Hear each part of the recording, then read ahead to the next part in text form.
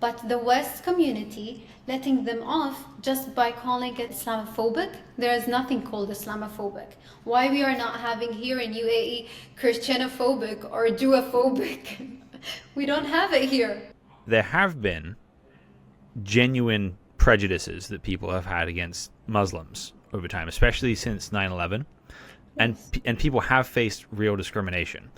But what all grifters and revolutionaries do is take a legitimate problem and use that for cover. To cover themselves. Yes. So they can get away from punishment. This is not acceptable. I think Islam hates us. They have done nothing except wreak havoc and terror for our faith and our religion. Professed values of the Western countries, democracy and constitutional and human rights, at least they should speak about this. And it's like, I feel like religion just is making it worse. They say they believe in God, but I think they're just anxious. Before we talk about politics, let's look at the fundamental things. That when we stand up to those who oppress our communities, that Allah accepts from us that as a form of jihad. And it requires people with guts to follow God in an era that everyone does whatever is right in their eyes. Will you distance yourself from those who think differently? Or will you join us at the table and talk about what is really important? This is the Al-Ma'idah Initiative, conversation without compromise. Welcome back to the Al-Ma'idah Initiative podcast. Today I am joined by Mariam Almazrouie, and she is from the United Arab Emirates. Is there anything else you'd like to say about yourself? So first of all, thank you for having me. So my name is Mariam Almazrouie. I am a medical science student. I study medical, and I've been interested more in human rights and about the political issues that world have been facing, and that's all. I've been to the UAE a couple of times, and I haven't really had any long conversations with Emiratis before. No. I had one friend here who I got coffee with who was from Al Ain, but right. I didn't talk to him that much. We mostly just talked about coffee because that was his thing. So I'm actually curious, for you, growing up in the UAE, have you noticed a lot of changes, or has it been a pretty constant experience? For me, I have noticed a lot of changes actually. We have been growing and we have been developed, and as you can see now, from UAE's just 53 years, and you can see how it's mashallah been changed, and our law it's changed so everyone can live here peacefully. We have accepted a lot of religion. We have Jewish living here actually, and we have Christians, Hindus, and also a lot of people come here to invest because, Dubai is Dubai. Yeah, I've actually, even in my lifetime, I went to Dubai last in 2022, which was right after the Abraham Accords. And there were Israelis everywhere when I was there, which was really interesting. I know a lot of people give the UAE a bad time about that. They do, but here we live in peace. We are not against any religion. We respect any religion, either if it's anywhere. Even in my college, I have a lot of friends that actually from Israel, and they are studying here, internship, and they feel safe here. And that's what I'm feeling proud of, that my country is making itself a global place for everyone to come. They can they can study, they can invest, they can do whatever they want, and they can feel safe as well. And I can attest to this because the last time I went to the United Arab Emirates, it was actually to help Afghan Christian refugees. So they had fled the Taliban and they couldn't live in Afghanistan anymore. And they were treated completely fairly and kindly by the Emirati government. They weren't discriminated against based on their religious beliefs.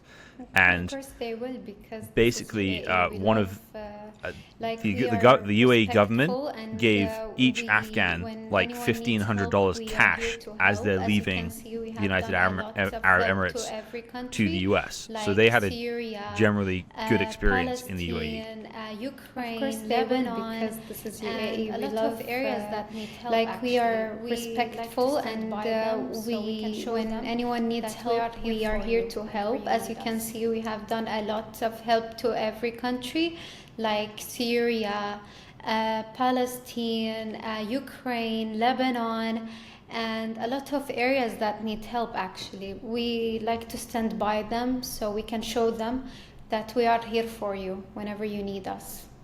At what point in your life did you start paying attention to the wider world?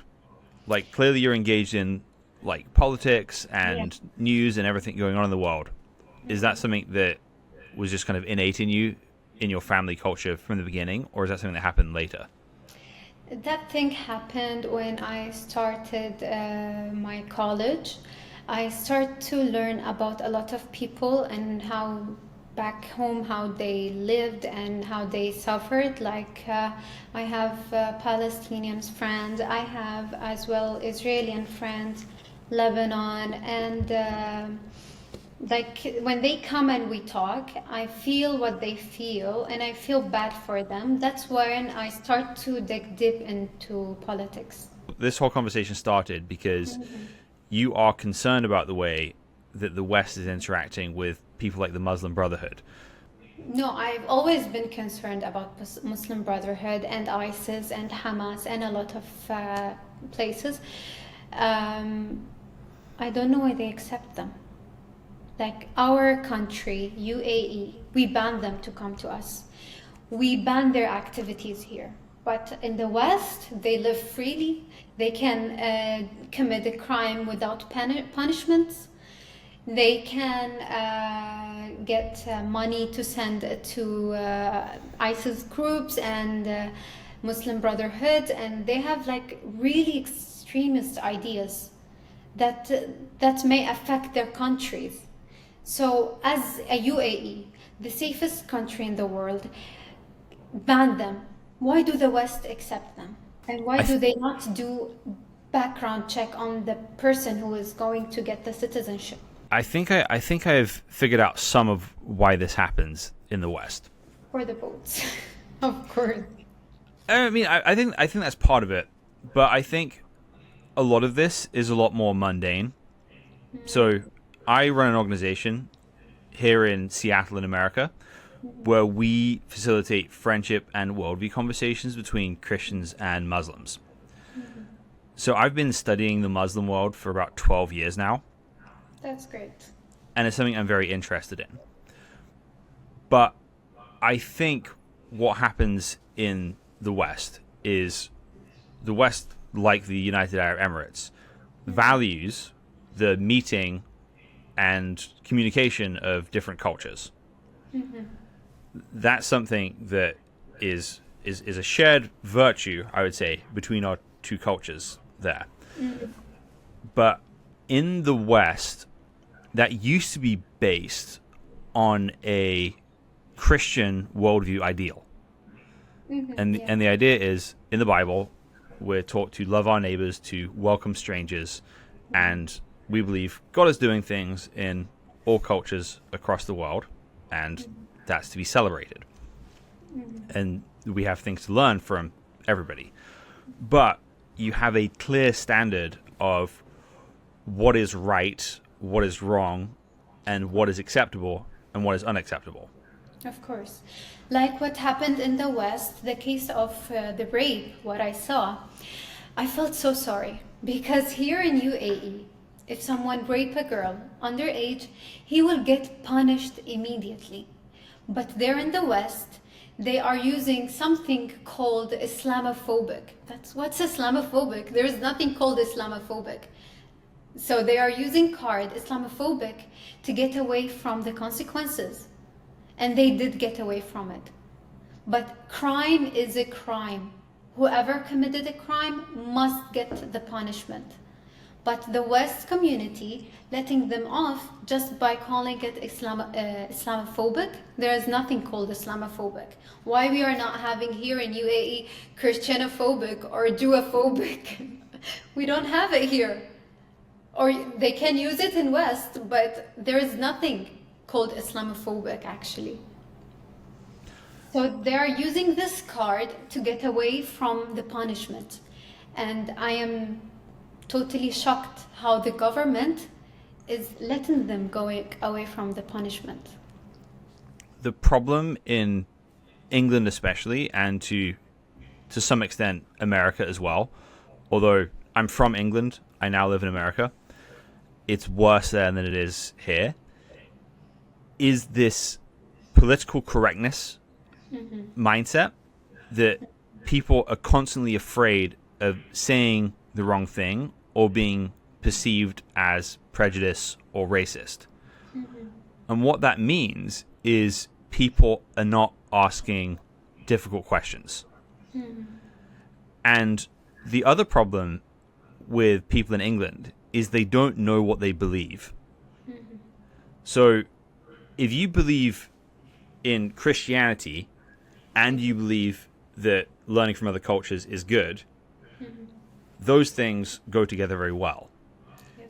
If you believe in nothing and you believe learning from other cultures is good, then you have no standard by which to judge good and bad by, and you don't really have the tools to be able to say, okay, this is a good thing that is welcome from your culture, and this is a bad thing that is not welcome from your culture. Of course. So in Seattle right now, we have recently imported about 50,000 Afghan refugees from Afghanistan. I like that we take refugees as a culture, but the problem is when you bring in that many people at once without vetting them properly, you import a lot of bad things with them as well. Of course.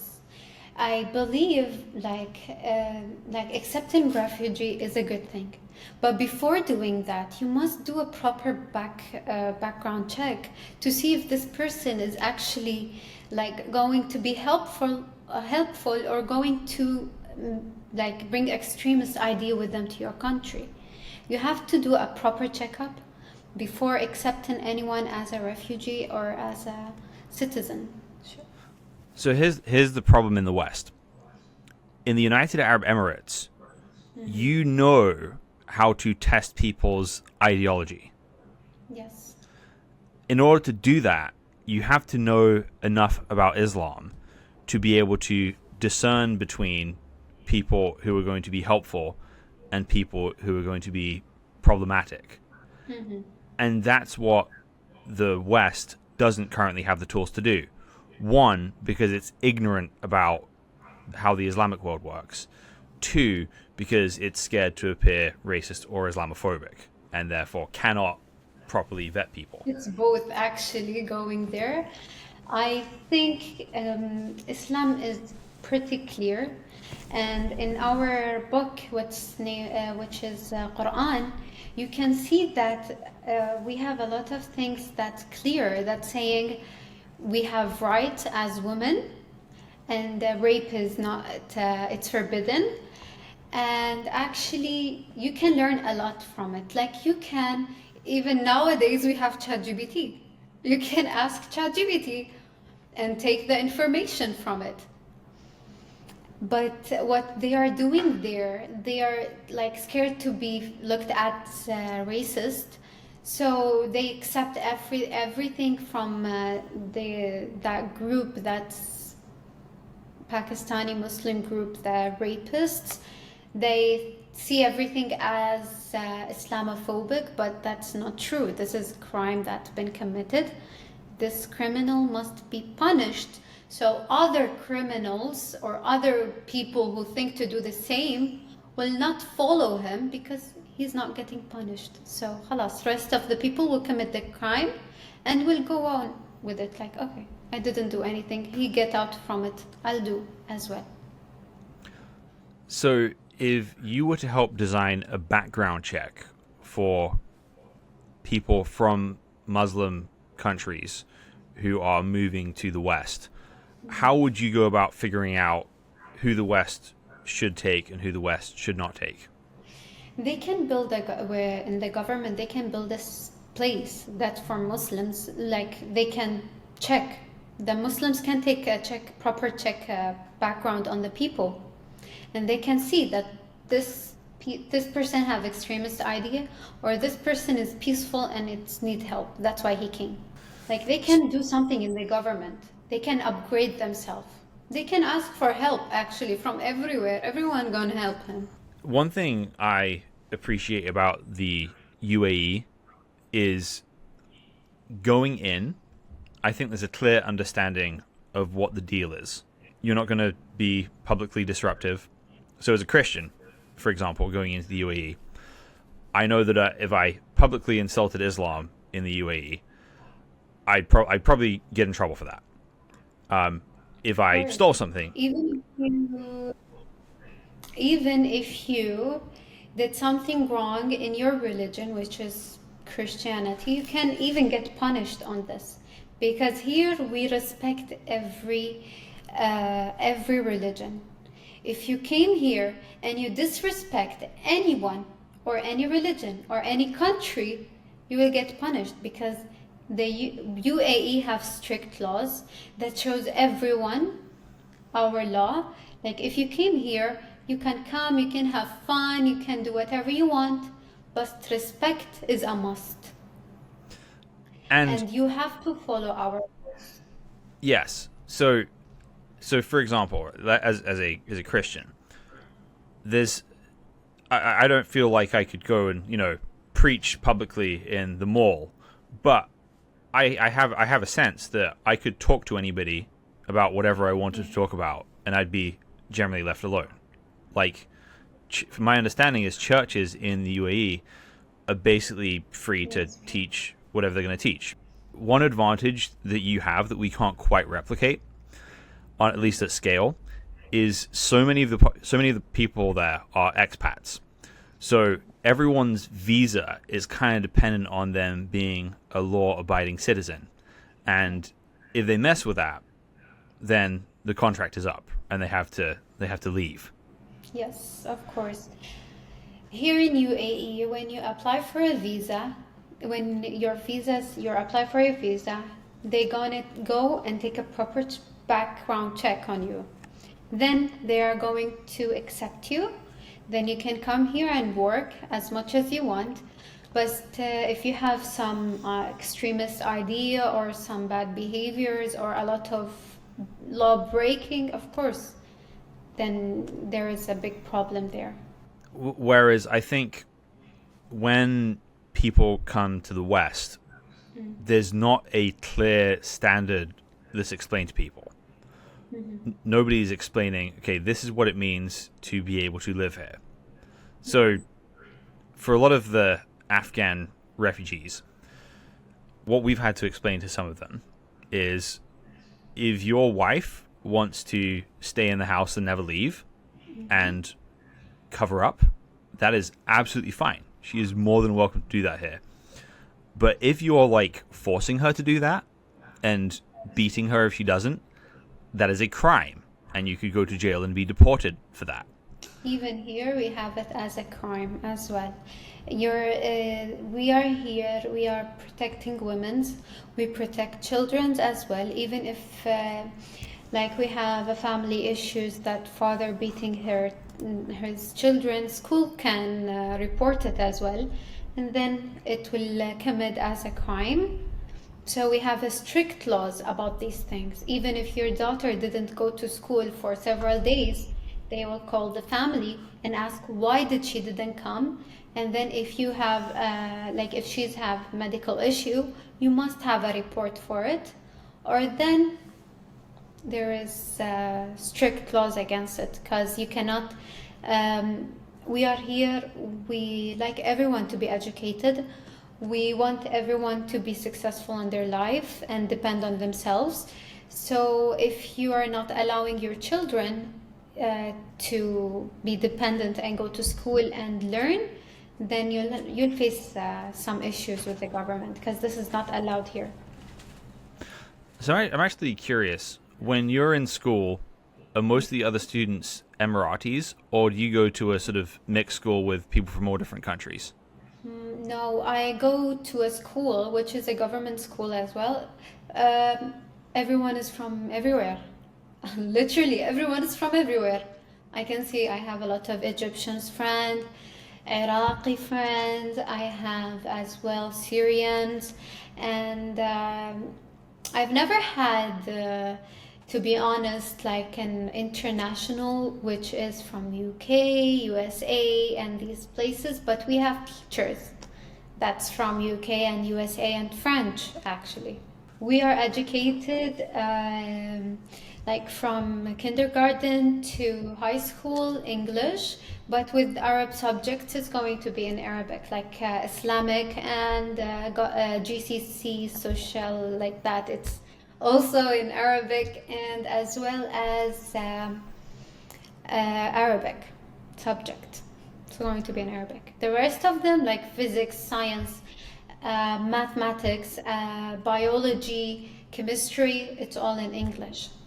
Here's a couple questions here. Yeah. I want to talk about, what do you think, because I believe cultures are there to learn from each other. What do you think are the biggest things the West can learn from the UAE, and what are the biggest things you think the UAE can learn from the West? Okay, I think the West can learn from us how we rule, or how we have our strict laws, and no card can come by us, like Islamophobic as well. Like, I hope, like in my personal opinion, I hope they know that, okay, I know that you care about people that not feel safe in your country and do not feel racist or anything against them, but as well, you must know that your own people are getting attacked. Your own people are getting day by day scared. Like, I cannot imagine how the mothers or the children's or the fathers, as well as I saw on my Twitter, how do they act? Like, I have a woman, she told me that I cannot let my daughter going to the school alone anymore because of what we are facing there. But here in UAE, we send the children alone every day. They go by the bus, and the bus is protected with cameras, and they can go and study and get educated and come back home safely. I hope they have something like for the women and for the children, because they are not only raping her like by body, they are raping herself. They're taking her innocence from her. They're like, she was a thing and now she's a thing. Like, I really feel bad and sorry, because I cannot imagine this happening here. Like, it's a really heartbreaking thing that the West are facing. I hope they find a better solution fast, because votes, okay, and like races, it not going to change how your people are feeling in your country anymore. The problem in the West is that we've been invaded by this idea that comes from ourselves, doesn't come from outside, but we comes with this idea that the reason somebody is committing a crime is because they are a victim of some kind. And people do not like the idea of punishing somebody for a crime. Everything goes in the idea of, okay, well, the reason someone is a criminal is because the system is bad, and because the system is bad, therefore they're acting this way. Therefore, it is not the fault of the individual, it's the fault of the system. Yes, but even if, like, when you told me something, if like someone committed a crime, he may be a victim before, but if you didn't stop him from committing a crime, others will follow. Right.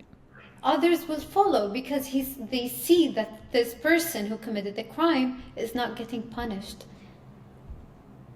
And I am as a Muslim lady, as an Emirati, I am telling you guys, this is a crime, and a crime is a crime, and nothing going to change. Either he is a Muslim, Jewish, Hindu, Christian.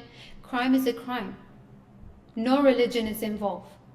Fundamentally, what the West needs right now is a transformation of its worldview on these things, because we certainly have the resources to be able to prosecute crimes properly. And when that happens, crime goes down. Yes. If the population there, or the gang that's there, if they saw that one of them is going to get strict, like he's going to get punished, the other will be scared to do it. So I think the issue started from the beginning when they let the person who committed the crime to go through it, and it's khalas, it's okay, you can go back home. But others going to follow, and they did follow him, and now they are all doing whatever they want, and they know that the law will dismiss their case. They will not take it seriously, because they can use Islamophobic card easily. And I am, as a Muslim, I am very mad that people using Islam as a card that they can get away from a crime. When if they are here in UAE or in the GCC, they know if they committed this crime, they are going to get punished. Either if he is any religion, he's going to get punished. So Islamophobic isn't a thing. Islamophobic is something they created to get away from punishment. But I tell you, there is some racism. Like, okay, if you are telling me like I am a Muslim, if I go to the West and someone told me, why are you wearing hijab, and they removed my hijab, then yes, they are racist. But this case never happened. The thing that they are using this Islamophobic card is with the rape, the criminal thing that they are doing. They are using Islamophobic card. I think what I've observed is there are people in the West who genuinely have a problem with Muslims. Yeah, and I've really like, when I go on Twitter and I see the comments in my posts about how do they see Islam, I feel bad. I feel really bad. Like the people that that living there, they are showing Islam in a really bad way. So I think what kind of happened in the West, and it's getting better. So for me, I was 11 years old when 9/11 happened. Mm-hmm. And I remember it very clearly. And I think probably for about 10 years, my understanding was there was Muslims like Osama bin Laden, mm-hmm, who took the religion seriously. And then there were nice Muslims who did not take the religion seriously. There is... Wait, let me clarify something. I know. Go ahead. Let me clarify something for you. Islam is like any religion. It's like Christian, any religion. Islam is like a personal choice. Like, I'm a Muslim. I chose to cover my hair.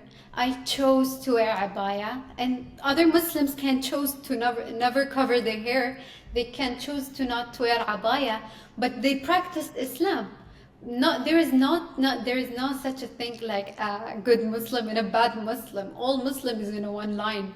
But there is something we can say. There is the people that think they are Muslim, but they are actually from the Muslim Brotherhood, ISIS, this group, but they are not Muslim. These things just invented like in 1928 in Egypt, like Muslim Brotherhood. Yeah, I mean, there's bad ideas that go back further than that, though.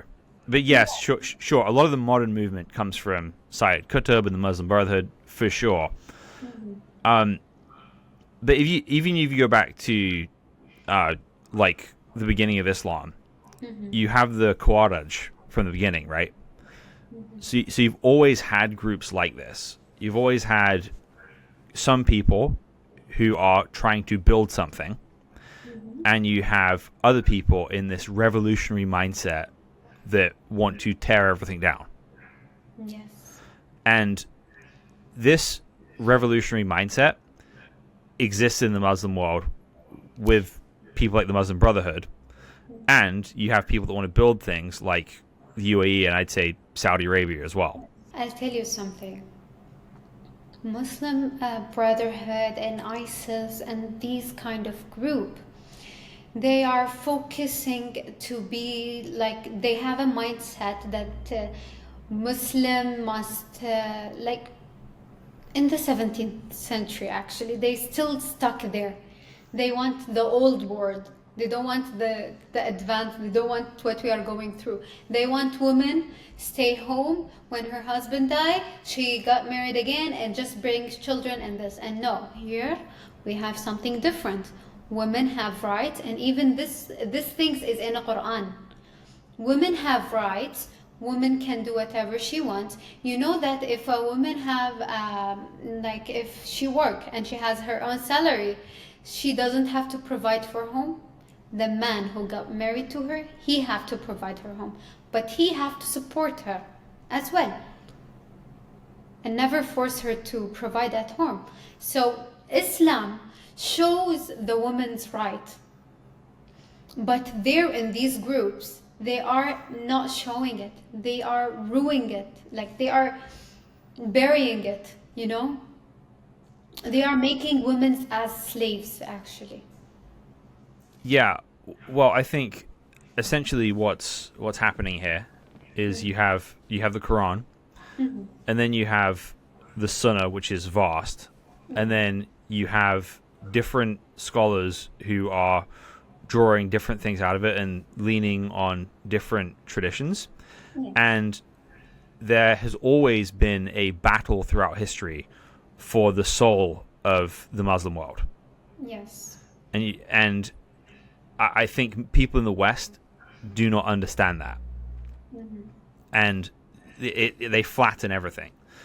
And that's kind of the place I was in before I started reading the Quran myself. I read through Sahih al-Bukhari and Sahih Muslim myself. But even then, what really opened my eyes to this was actually meeting different Muslims and talking to different people and understanding how people come to different conclusions about things. And if you don't understand that, then you can't really make laws, or you can't really protect your citizens, and you can't really like discern who you can work with and who you cannot work with. I know, but I'll tell you something. Even if like the West, they can also have some strict laws against that, against a lot of issues, like against killing people. They have to give us a strict laws against rape, against stealing, against a lot of things. They have a strict law not only for Muslims, for every religion, so the country can move smoothly.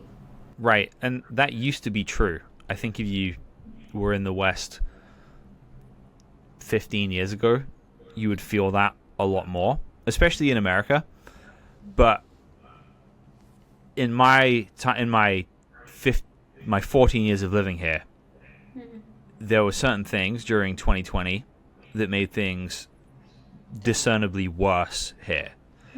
Like Seattle, like the West Coast where I live, is probably one of the worst places in the West for generally feeling unsafe on the streets at certain times. And it's starting to get better again now, but it was really, really bad for a couple of years. The government must stand up for itself. The government must stand up, so the people can come and visit and feel safe. Like if I want to go, I will not go that time. I'll suggest waiting till the government start acting. Then I'm going to think about going to the West. But right now, as a female, as a sister, I have a small sisters. I can't imagine going there and something bad happened to them. Well, I'm thinking staying home safe is better for me than going.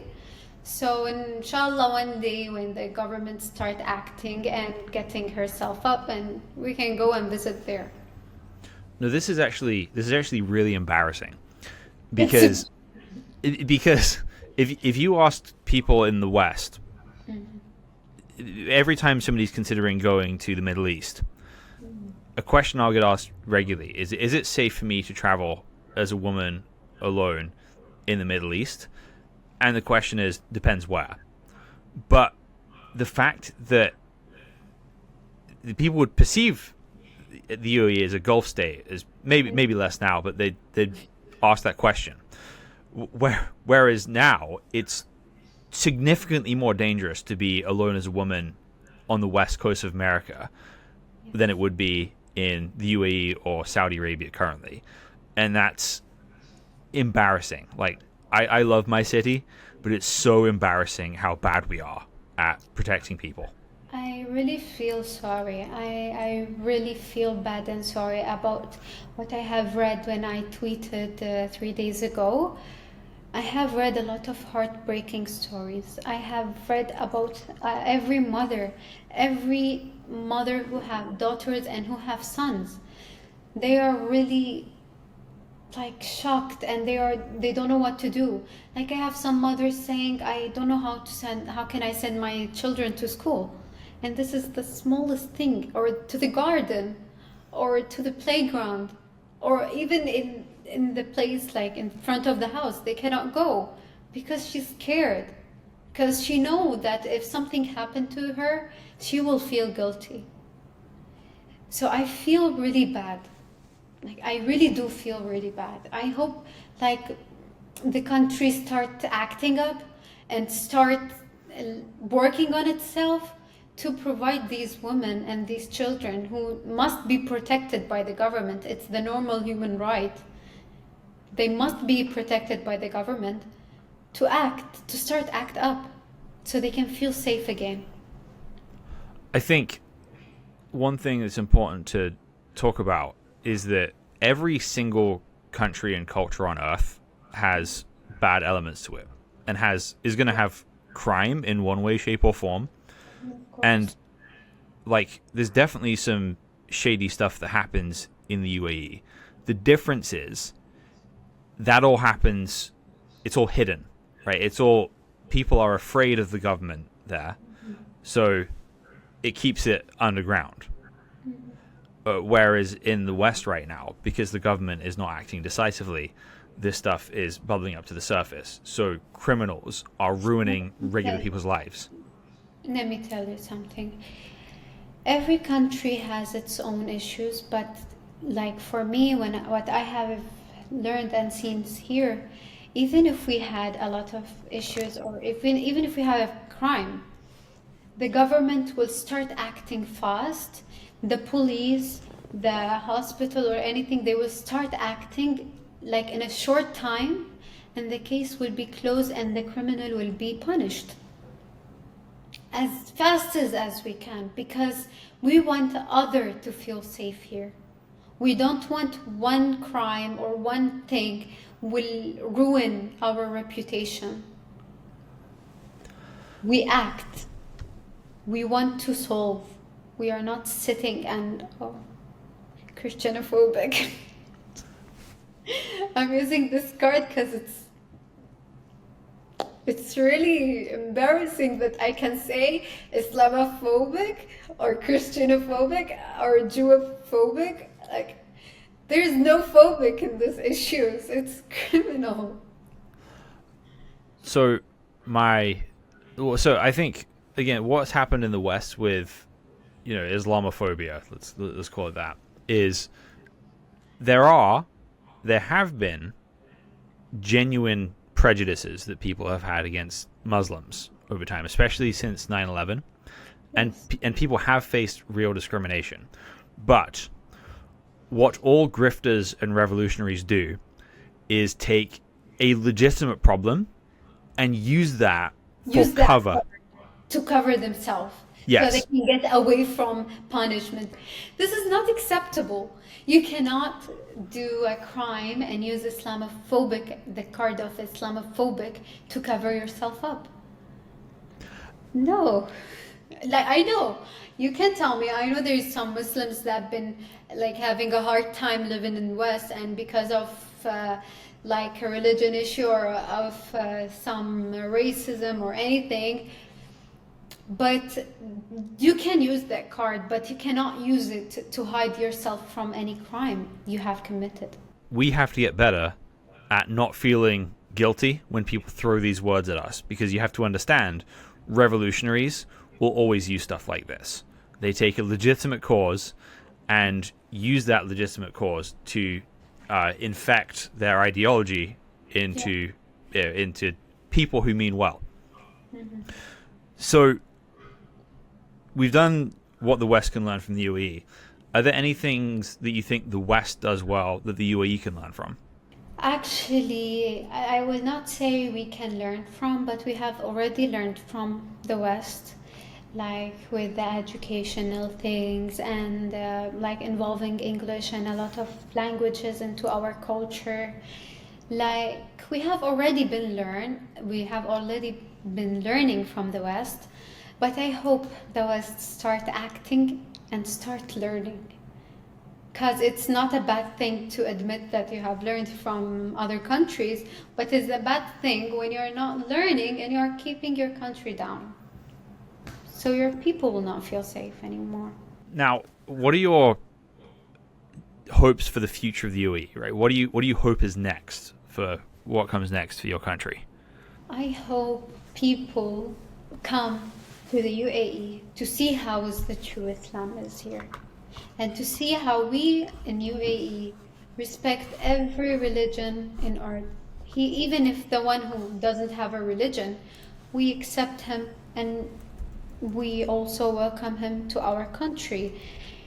And I hope people can come here and come learn in our university and learn in our culture, as much as I see already people do.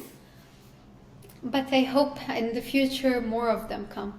As a Westerner looking at the United Arab Emirates, like my honest opinion is you guys have done such a great job in building the country that you have right now. It really is an amazing place. The concern I have as a student of history is so much of it right now seems dependent on having wise and competent leadership. And there's this quote from Sheikh Rashid Al Maktoum. He says, "My grandfather rode a camel. My father rode a camel. I rode a Mercedes. My son rides a Land Rover. And my grandson is going to ride a Land Rover. But my great-grandson is going to have to ride a camel again." And somebody asked him, "Why is that?" His reply was, "Hard times create strong men. Strong men create easy times. Easy times create weak men. Weak men create difficult times. Many will not understand it, but you have to raise warriors, not parasites." So his concern is that all of the amazing stuff that they have achieved in their generation is going to be enjoyed for a couple generations. And then eventually somebody who is entitled will come along and kind of squander all that progress, which is what's starting to happen to us here. So how do you think the UAE can avoid that problem? Let me tell you something. For me, as an Emirati, I love all of my leaders and I'm very thankful for them, of what they are doing for us and how they are providing us with a lot of things. In my opinion, I think that it will never happen, because I know how our leader is how he's teaching us, he will teach his children, and how he is implanting the love of UAE in our souls, he will do as well to his children. So I believe that UAE will stay strong and will be the greatest the greatest country, inshallah. Well, I think this is something that the UAE, you've learned from the successes of the West, and now it's time to learn from our mistakes as well. That everything you have is a blessing from God It's a good thing, and you've got to make sure you keep utilizing those good things you have, and keep teaching the next generation and the next generation to appreciate it. Otherwise, you'll start to decline the same way the West has if you don't pass that on. Yeah, I'll tell you, we are ready to teach our generation. Like I have, as I told you, a sister. She's a young, she's 5 years old. Till today, the school teaching the children how us as Emiratis, our way, how we welcome people to our country or to our house, how we learn our culture in schools. Like we have it there. I think the other generation will do as well have it, because we love our culture. We teach it to our generation, and this thing will keep passing by every generation because we do love it. Mariam, thank you so much for being on the podcast today, and thank you guys for listening to the Al Maida Initiative podcast. We will be back next week.